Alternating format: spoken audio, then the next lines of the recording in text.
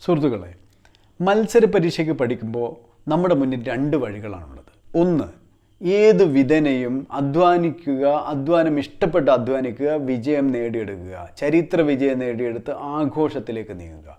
രണ്ടാമത്തെ വഴി കുറച്ചുകൂടി എളുപ്പമാണ്. എന്താണെന്നറിയോ?